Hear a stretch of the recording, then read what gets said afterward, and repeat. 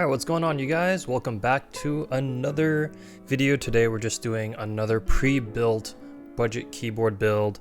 Today we're going with the Gamakay TK75. Now this is a 75% keyboard, and this is something that again I'm building for one of my friends because there's no reason for me to have all these keyboards.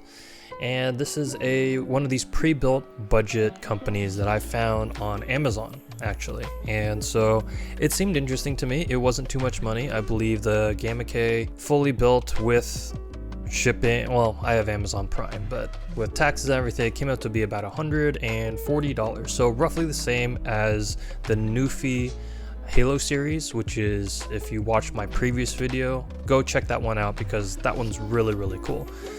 So for the same price, in a way I'm a little disappointed with this one, just because I feel like the build quality is not quite there compared to the Newfie, and the Newfie is just a better overall beginner's, like, get you into the hobby type of keyboard. However, with this one I actually found it was decently modifiable compared to the Newfie. The Newfie, the budget really showed its issues when you try to take it apart. This one is not so bad, and when I ordered this one on Amazon, it came with their silent switches. Now, I don't really particularly like silent switches, and these weren't switches I was going to give to my friend, so we're definitely going to be taking these out of the keyboard. They're interesting though. I've never really used silent switches before, and it feels weird typing on a keyboard that doesn't give you any sort of auditory feedback. That's partially why I like this hobby. That's partially why I like doing this, is to get the different sounds and, you know, how it just, partially the sounds and the feels, and just there's a lot of tactile, auditory, and physical feedback that I like. These are linear silent switches, and they're super silent. I don't really like them. I'm not even really sure what they're called. I believe they're the Gamakay Glacier, Night Glacier, something like that. Not a huge fan. We are going to be putting them in a different build though. So obviously, as these being silent switches, I'm not going to show you how this keyboard sounds stock because you just can't hear anything. And to that point, I think if you are looking for a silent keyboard, the Gamakay is actually a really good option. These silent switches at least feel very good. They're just a really nice linear to type on. They're pretty light. I'm not really sure what the actuation point is, but they're a relatively light switch, and they're absolutely silent, right? So they don't produce any noise at all. So this is great if, let's say, you have kids, or it's something that, you know, you want a more custom keyboard that you can bring into the office without annoying your coworkers. This is actually a pretty good option. So check it out. I'll have a link in the description below. But anyways, yeah, we're gonna go ahead and just modify this one. So today, take it apart, and honestly, looking on the inside, there's really not much. There's no case foam. There's a little bit of plate foam in between, and really that's about it. Which, to be honest, actually surprised me because of how silent this keyboard is. Which means that the switches are so silent that you actually don't even need any sort of foam, with the exception of the plate foam. Which I was like, hey, that's pretty cool. But no, so today we're not using the silent switches. Today we are going to be using the Gateron Milky Yellows. Now these are a pretty nice linear switch, slightly heavier, but especially compared to the Gamakay switches, but they sound great. These are a really good sounding switch. They were pretty cheap as well, but Gaterons have never really been that expensive, but they just perform really well. We're gonna add some of that in, and I did want to try to make this keyboard a bit thocky, so I decided to add some case foam. Now I'm using some leftover case foam from my first keyboard that I ever built.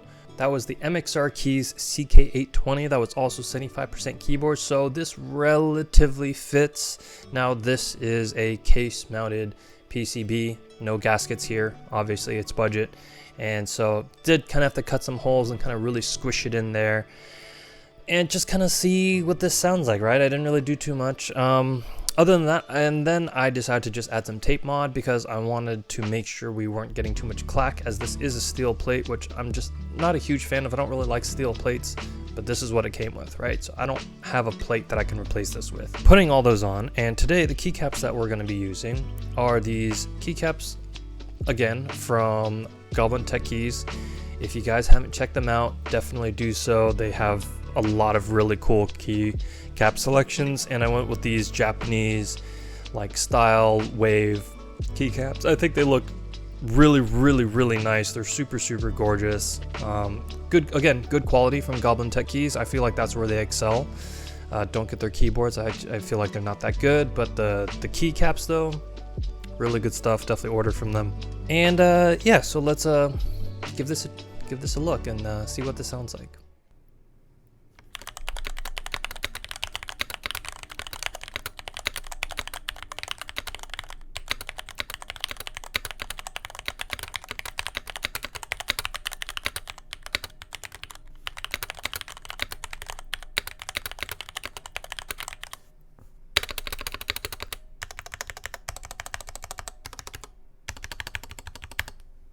Okay, so I'm not really too big of a fan of this one. It's still really clacky. There's a little bit of thought going on, but it's just not that really, I don't know. It's just not that good. I don't really like it. I instead decided to replace all the foam with pour-on foam. So after opening it back up again, I'm taking off the tape mod. I actually really don't like what it did to the sound of this keyboard, so we're just removing it entirely, and I'm replacing the keyboard foam, the keyboard case foam that I had, with pour-on foam. I think pour-on is just a better sound profile when it comes to reducing clack and adding some of that marbly tone that a lot of you guys like. Pour-on is just going to be the best one for this. Now, I got this off of Kinetic Labs. It was really cheap. I think their accessories are really good. And then here's a new one that I found. So these are pour-on PCB foam stickers. Now this is actually a really cool product. I really like these a lot because for a lot of budget keyboards, they don't come with any sort of PCB foam. Now if you want something that thocks quite a bit, PCB foam is honestly what you need. You need PCB foam for thock. If you don't have it, you're gonna get a lot of clack. That's just the rules of the game, right? That's just how it is. This gives people with budget keyboards an option to simulate that. Now, obviously, it's not going to be as thick as, you know, a big sheet of PCB foam like I have in my daily driver keyboard, but this comes pretty close. And with a little bit of time and patience, you can just put everything on there. And the cool thing is you can actually do this on any keyboard, and you don't necessarily even have to do it on every single key, right? You could do this on the ones that are really, you know, clacky, the ones that are really kind of like the worst offenders. So for me, I just decided to put it on everything because I wanted to just simulate that thockiness and everything. And to be perfectly honest, with the pour-on and the pour-on PCB foam, the keyboard kind of comes back together a little bit easier. I didn't have to like squeeze as hard and like do all that. Everything kind of just clicked back into place. So that felt better for me at least. So now with everything back together, let's see how this one sounds.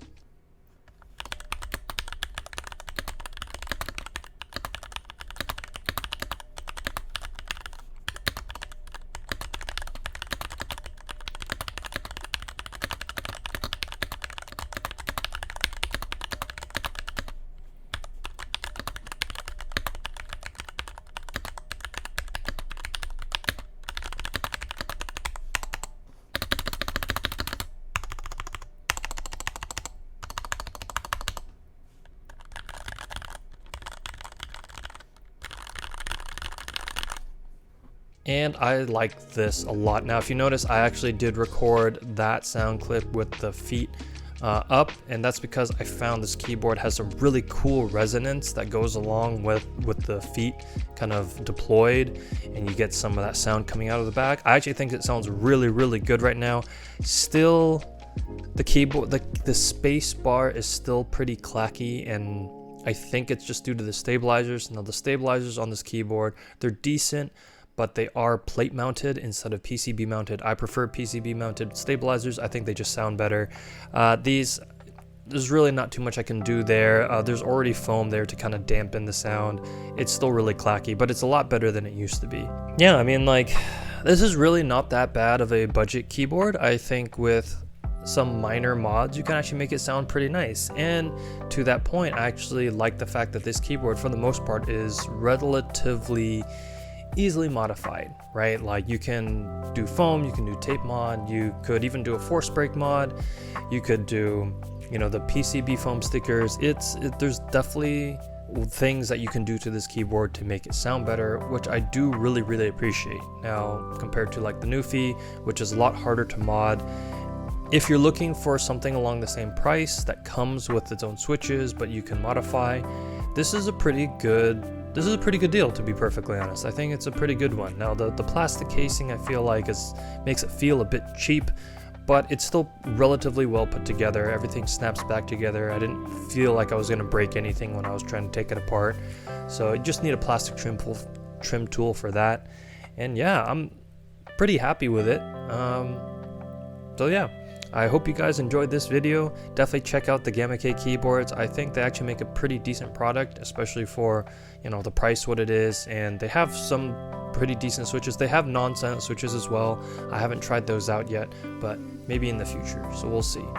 Anyways guys, I hope you enjoyed this build and this video, and I'll see you all in the next one.